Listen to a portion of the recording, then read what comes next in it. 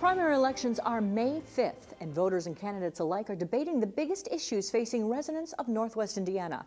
Lakeshore Report is following some of the most hotly contested races in the region, including the East Chicago mayoral race.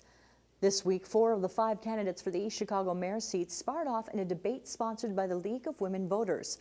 Lakeshore Public Media was on hand to provide live coverage. The audience's biggest concerns: more jobs, improved public safety, and better city amenities like parks. The panel featured Democrats Clemmy Jones Jr., Rosa Maria Rodriguez, current Mayor Anthony Copeland, as well as the sole Republican contender, Arthur Santos Jr. Rodriguez says if elected, she'll look to get more federal funds for job training, while Clemmy Jones Jr. says as mayor, he would only take a salary of $1 a year. Republican Arthur Santos Jr. says he would improve vocational training in high schools to prepare students to enter the workforce.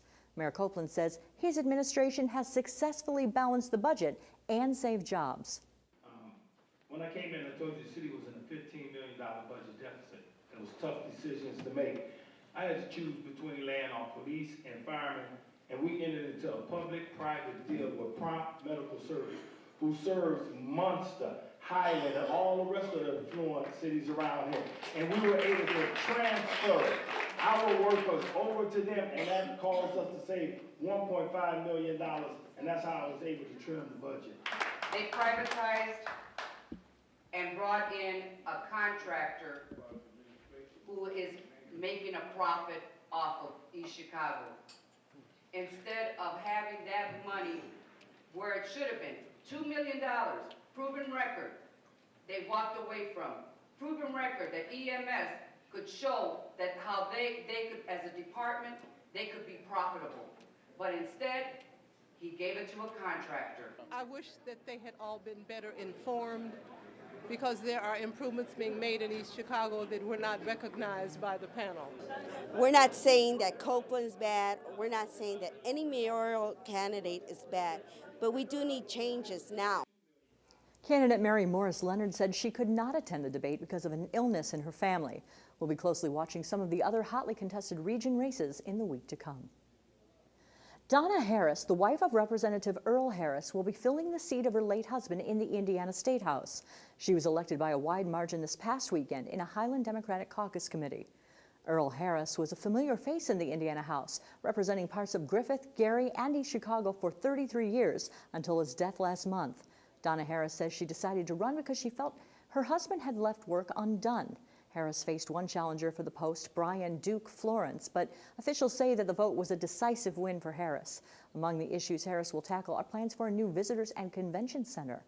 She will serve the final 2 weeks of the current legislative session and will complete her husband's 2-year term in 2016. Feeling great to know that I can represent my husband, finish his final term. Hope that I can make him, as well as everyone on 2nd District, proud. Thanking her many friends and supporters, Harris was in Indianapolis on Monday to be officially sworn into office. This week, One Region Transportation Hub marked the official start of their busiest season with a special guest. The shipping season is officially underway at the Port of Indiana, Burns Harbor. Port officials say they're coming off of a record season for tonnage and hope this year is no different. On Monday, the merchant vessel Irma became the first ship of the season. Arriving with steel cargo from the Netherlands, the 21-person crew sailed to Cleveland and Milwaukee before docking in Northwest Indiana. The captain says the honor of being the first vessel into port is pure luck, with variables like the harsh winter weather playing a vital role. It's just a chance. Just a chance. It was, the winter was stronger. I mean, there was more ice this time. So that's why the season is a little bit late, but not long. It was late, maybe a week compared last year. The Irma has already left Northwest Indiana and is en route to her next destination, Italy. In just a few moments, we'll show you how the Port of Indiana is helping industry throughout the region. It's one of our Innovators of the Month. That story is coming up a little later in our broadcast. An aging church may be getting a new lease on life, and the state implements a new policy to help save lives in southern Indiana. Those stories and more coming up next on Lakeshore Report. Lakeshore Report wants to hear from you. Send your thoughts, concerns, questions, and story ideas to tvfeedback@lakeshorepublicmedia.org. You can also reach us on Facebook and Twitter at Lakeshore Report. Make sure to tweet us using the hashtag NWIPride and you may see your comments on air. Lakeshore Report, providing you region-focused content. St. Mary of the Lake in Miller has been home to generations of families for over half a century. But with a debt of nearly $100,000, church leaders have had to face the possibility that it might be better to close the church for good. As Stephen Lattimore reports, things might be looking up for a congregation fighting hard to keep their church alive. St. Mary's has been here for 85 years. Parishioners tell us that the school closed 25 years ago. With dwindling numbers, the Archdiocese was set to close this church, but they've given them a reprieve, and now the future is in their hands. St. Mary of the Lake Church in the Miller section of Gary could be any church in America.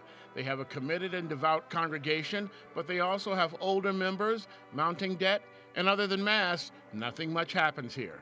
For members here, the dire situation goes to their core as Catholics. Went through school here at St. Mary, and I've been a member for over 50 years. Just something that's very hard to go through, really is. It's sad, and it is because, and so many people that are older have given their all over the years in their involvement, and then you see they're older and they just can't. We need youth, you know, and we need younger people, and we need more new membership so that we can stay vital, because that's the important thing. We have to stay vital in order to keep going. These are family. I mean, we've been through each other through weddings, through funerals, good times and bad times, and I'm especially excited because I'm going to be getting married here in June, so I'm especially grateful and thankful that I get to celebrate with my parish family. Gary Bishop Donald Hying held a meeting at the church last month to break the news that the parish had been given an extension. The congregation asked for time to draw up a plan to turn the church around. He gave them a year. I think the message is we value this community of St. Mary of the Lake. It's an important parish in the diocese, and we certainly are dedicated to the city of Gary. But we really need to demonstrate long-term viability for the parish. So I'm certainly willing and dedicated to helping the community for this next year to really grow. We're very thankful we've got that time that we can get involved to do that, as opposed to sit back and let other people make decisions about us. So whether it goes through or not, you know, we have that year to try, and that's what's really important to us. People here view this church as a vital and integral part of their lives. My friendships with all the people here. We have a group that has breakfast. We have 8 to 10, 12 people, and that's one of the big things on my Sundays. I've been coming here for 65 years. And I'm 96 years old. I'd like to finish out here. Parishioners say they are ready to do whatever it takes to save this church. We started an outreach team, and our outreach team is really, the job is to just kind of be doers. And so we're really looking at new ways to engage the community, not just our own parishioners, but to reach out and make the city also a better place. And in the process, we do hope that we'll recruit some new members as well. We're even looking at new ways of evangelization as well by utilizing social media and just being more progressive towards modern technology and, you know, being here in 2015. I think part of it is helping people to see that the church isn't buildings. You know, the church is the people of God on a mission, and we need to separate that sometimes from the building issue. The efforts to save the church are well underway. They include having more activities here at the church, increasing membership, getting younger members. They've also scheduled a number of fundraisers, and they've even started a Facebook page. Their first event is the spaghetti dinner and silent auction at the church on May 2nd. In the Miller section of Gary, Stephen Lattimore, Lakeshore Report. There's an epidemic right now in the state of Indiana, one that has the state government and medical community on high alert. Lakeshore Report's Steve Walsh talks to one expert about the steps legislators and doctors are taking to protect all Hoosiers.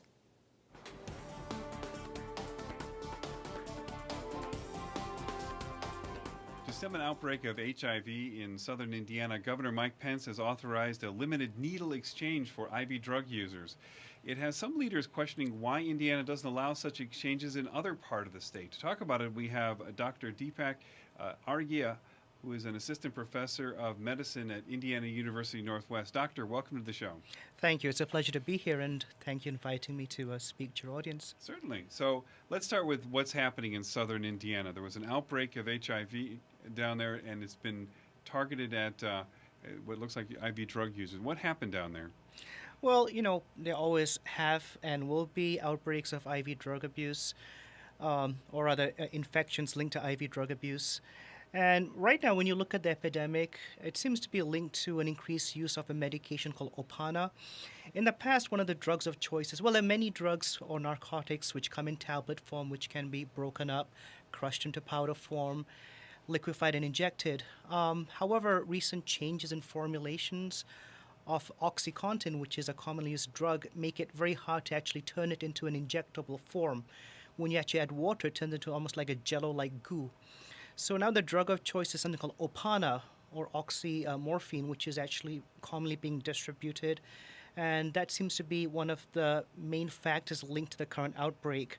So it's not just the drug, but also the social networks of drug users who are using this compound, who are actually spreading HIV between themselves.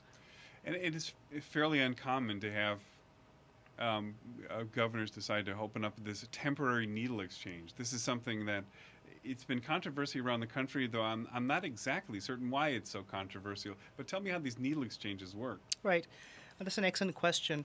I mean, firstly, let's take away the politics. If you look at the scientific consensus, whether it's from government studies, the CDC, the WHO, local health authorities, there have been multiple studies showing that needle exchange programs, they don't increase the rates of people starting IV drug use, but they have shown a significant, decrease in the rates of new HIV or hepatitis C infections.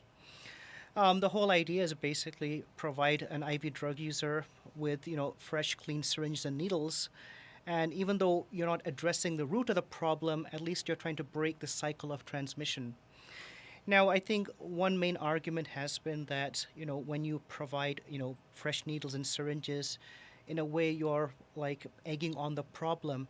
However, we do know that, there are multiple benefits of having needle exchange programs.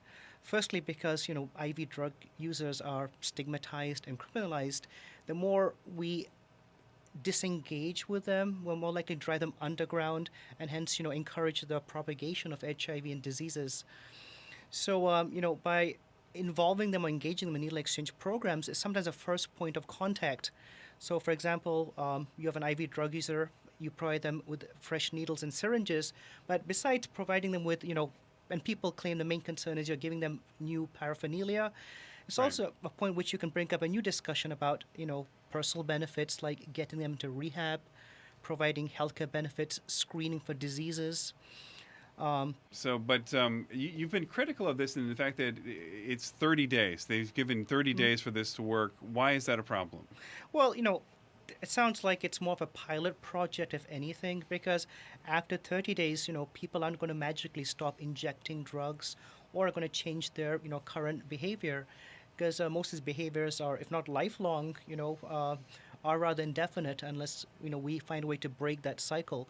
So again, needle exchange programs are just part of the issue. But again, 30 days is, way too short. All right. Well, unfortunately, that's where we're going to have to leave it, at least for right now. This has been Dr. Deepak Arghya. He's an assistant professor of medicine at Indiana University Northwest. Doctor, thank you so much for being on. Thank you very much. Vaccines have kept some epidemics at bay, not just in Indiana, but throughout the world. Still, there are concerns about their possible side effects. Although multiple studies over the past 15 years have shown no link between the measles, mumps, rubella, or MMR vaccine and autism spectrum disorders, parents and others continue to associate the vaccine with autism. A new study examined whether or not the MMR vaccine was associated with an increased risk of autism spectrum disorders, especially in children whose older sibling have already had an autism diagnosis. Catherine Dolph has more in this week's JAMA Report. All done. Receiving the measles, mumps, rubella, or MMR vaccine has been a sometimes painful but routine part of a young child's visit to the doctor. However, there have been questions about the safety of the MMR vaccine, especially from parents who have children diagnosed with autism spectrum disorders, or ASD. Many of them attribute their child's autism spectrum disorders to the MMR vaccine. As a result, they're not always vaccinating those kids and their siblings as readily as other parents. Dr. Anjali Jan from the Lewin Group and co-authors studied more than 95,000 children enrolled in a large commercial health plan, following them from birth to at least 5 years of age. These children all had an older sibling enrolled in the plan. Researchers were particularly interested in children whose older sibling had an ASD diagnosis, since that puts the younger child at a higher risk for ASD. We found no evidence of a harmful association between the MMR vaccine and autism spectrum disorders. This was true even among those children who were at increased risk of having autism spectrum disorders by virtue of having an older sibling with ASD. The study appears in JAMA, Journal of the American Medical Association. We found that parents who have a child with an autism spectrum disorder already are vaccinating about 10% less than the parents of children who have unaffected siblings.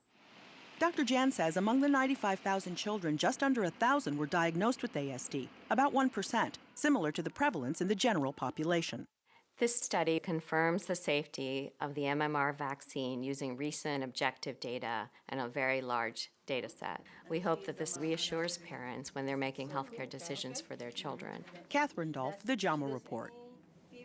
In an effort to give our viewers even more insight on region events, we're collaborating with the state's second largest newspaper, the Times of Northwest Indiana.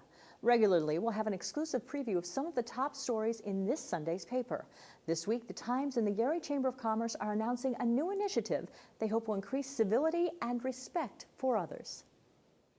Look for the announcement in Sunday's Times of a drawing contest and an essay contest on the theme of civility, why it matters, why it's important, what you do about it. We're asking teachers to talk about it and students to have the opportunity to write about it and draw it in this whole campaign that we want everyone to embrace. It's all about the right thing to do.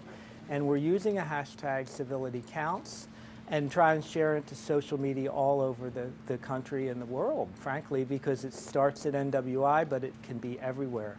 So look for that announcement Sunday and get involved. We want to hear from you.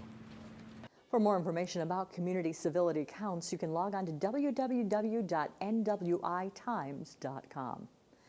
Twice a month, Lakeshore Report teams up with the Society of Innovators of Northwest Indiana to showcase some of the most forward-thinking ideas and people the region has to offer. This week, we visit with Rick Hyman, Director of the Port of Indiana at Burns Harbor and Portage, to see how an innovative business model is saving taxpayer money and bringing global business to Northwest Indiana.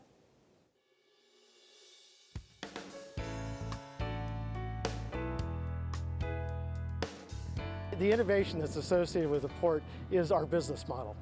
We are a state agency, we are managing a state asset, but yet we have engaged a private entrepreneurial type approach. We're able to perform all of the duties, all of the responsibilities, all of the activities here without putting any kind of a tax or burden on any of the taxpayers of the state of Indiana. We're in the central part of the United States. We are 18 miles across the lake from the third largest city in the United States. Yet we will be having ships that have loaded in Europe, have loaded in Mexico, that have loaded in Canada, that will be loading out to many of those countries. Here we also have all of the infrastructure that is available to support that third largest city in the United States of Chicago. So we have the interstates, we have all 7 of the Class 1 railroads. We are connected to the inland river system. So we are connected to 20 states and 12,000 miles of the inland river. We are connected to the Atlantic Ocean with the ships that will be in here. But all of those different options for Indiana, for the businesses in Indiana, the employees who work for the companies here in Northwest Indiana, it is truly a global environment that they work in, both for where they can sell their goods, but not only that, but where they can source their raw materials. last year was a record year. Last year was the best year ever for the Port of Indiana Burns Harbor. Last year we brought in about 125 ships. We brought into the harbor, both into the public and the private docks, some 200 Great Lakes vessels. We also handled about 500 of the inland river barges. Or the port's strength that we have here is the intermodal capability of being able to switch from the maritime to the other modes. So we also brought in 12,000 rail cars, and we also handle through this port some 300,000 truckloads per year. The more we can ship via water, the smaller carbon footprint we put out, the less amount of fuel is consumed, and just it allows us the greatest economic advantages over any other mode. Since 2005, the port has not taken $1 out of any of the Indiana state taxpayers' pockets. We have been self-sustainable not only for our reinvestments on capital, but also all of our operating expenses. Like any other industry, it is constantly changing, and the innovations that are coming out 5 years from now will amaze us as we look back at how antiquated it was that we did things 5 years ago. There is no one thing that you can point to. There's only a group effort, and we are the we benefit from all of these companies, their great plans, the great labor, the great location that we are here, and all of the different modes that we can provide to those folks as flexibility in their sales and their sourcing of raw materials.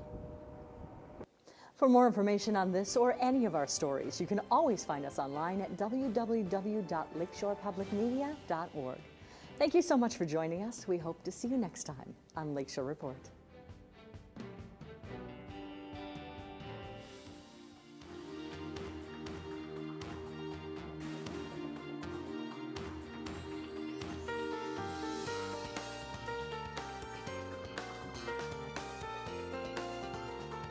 Hi, joining me for this edition of Eye on the Arts is Kirk Muspratt, music director and conductor of the Northwest Indiana Symphony Orchestra. Kirk, welcome back. Happy springtime. Oh, isn't it nice? Lovely. Yes, and we have a great Pops concert to end the season. All Gershwin. All Gershwin. Which people have asked for so many times, Yeah, you so we're said. finally going to do it. We've done All Cole Porter, Right. and that was a great hit. Several years ago now. Yes. So it's time for Gershwin. Yeah, and it happens to be the 80th anniversary of Porgy and Bess being Yeah. in 1935, debuted at Carnegie Hall, the Houston Grand Opera, and then finally taken for a long run to Broadway. Yeah. And they had a recent revival with Audra McDonald. Just a few years ago, yeah. Yeah, not famous. long at all. And I don't think I was aware of the film that you mentioned to me earlier. Yeah, we were talking about it off camera. So Sammy Davis Jr., Pearl Bailey, Sidney Poitier are all in it. And it's in 1959. Andre Previn did the scoring for it. He won an Oscar for it. And actually, Bobby McFerrin's father dubbed Sidney Poitier's singing. There was a lot of dubbing. But it's a wonderful film. It's such a fantastic piece of Americana, you know, Porgy and Bess. It really and is. So loved. I mean, Bess, you is my woman, or Summertime. You know, Summertime. One of my favorite recordings ever is Ella Fitzgerald and Louis Armstrong. Fantastic. Their Porgy and Bess Yes. album. So who's going to be doing, who are our Porgy and Bess? So our Porgy and Bess are Kimberly Jones and Bill McMurray, both from Chicago, both who've done the role many times. Actually, Kimberly did it with the Houston Grand Opera when it toured Asia, Europe, America. So she's she going to be knows it. great. And I auditioned them very carefully, and they understand the style inside out. So, yeah, wonderful. But it's not all Porgy and Bess, this concert. It's American in Paris, Right. and it's Rhapsody in Blue. Which one would you like me to talk about? Oh, Rhapsody in Blue is one of my favorite pieces of music. Okay, good. Yeah. So, again, completely different kind of piano concerto. And Clipper, who I have from Philadelphia coming to play this, has done it solo piano with orchestra many times, and he understands the gig, the style of it, because it's not Beethoven. You know, fantastic, yeah. Rock and peace, jazzy all right. fun. Well, thank you for being here to tell us about it. I'm looking thanks. forward to the concert. Everybody should come. Yes, May Thank 14th. you. Okay. Thank Thanks you. for watching. We'll be back again next week with another edition of Eye on the Arts. Eye on the Arts is made possible in part by South Shore Arts, the Indiana Arts Commission, and the National Endowment for the Arts, a federal agency.